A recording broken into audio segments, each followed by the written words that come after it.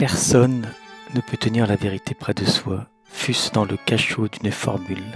La vérité, on ne peut la voir, seulement la vivre. Pour qu'une chose soit vraie, il faut qu'en plus d'être vraie, elle entre dans votre vie. L'amour n'est pas mesurable à ce qu'on fait. L'amour vient sans raison, sans mesure, et il repart de même. Quand il est là, on ne peut plus rien. En son absence, on peut écrire si on veut écrire. Avec un peu de chance, l'écriture touche à une vérité. S'ouvre devant lui à cette heure une carrière de fou ou de saint.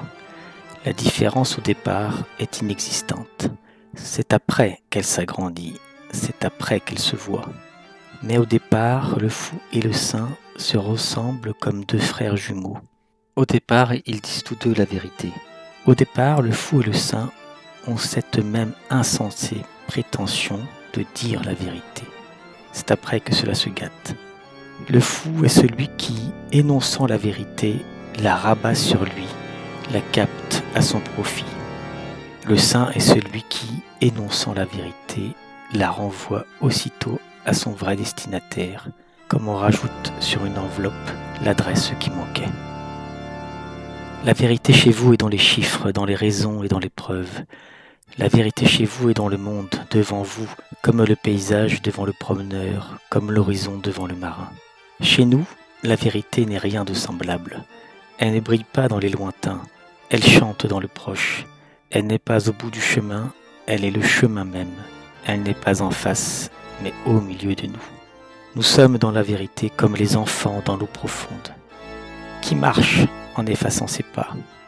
La bonté. Comment s'appelle le chien qui mord son maître? La gloire. Qui essuie la lumière avec un chiffon sale? La folie.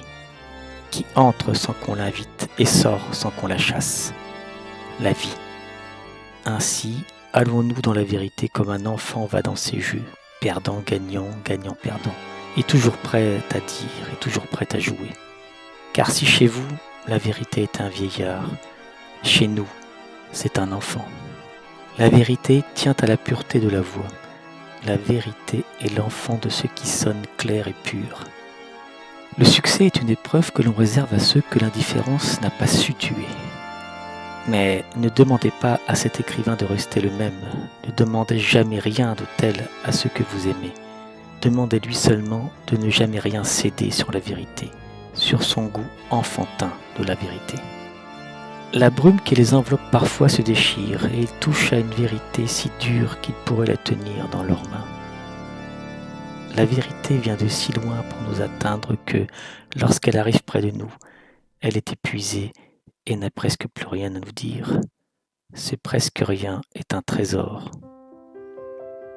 La vérité est ce qui brûle. La vérité est moins dans la parole que dans les yeux, les mains et le silence. La vérité, ce sont des yeux et des mains qui brûlent en silence. Ils prétendent vouloir la vérité et si vous commencez à leur dire avec douceur et bienveillance, ils vous tuent. Il n'y a pas d'autre consolation que la vérité. Quand la vérité entre dans un cœur, elle est comme une petite fille qui, entrant dans une pièce, fait aussitôt paraître vieux tout ce qui s'y trouve. La vérité, avant de me réjouir, a toujours commencé par me défaire. La beauté, la vérité, toutes choses qui importent dans la traversée du jour unique qu'est notre vie, ne prennent aucun égard. Elles ont raison, sinon elles ne nous atteindraient jamais. Toute parole vraie tremble comme l'aiguille de la boussole tournée vers son nord adoré. Impossible de la désorienter. Elle revient à son amour lointain, à chaque fois vibrante. Allez, va petit bateau chahuté par les vagues. Va délivrer ta cargaison de lumière. Je t'embrasse.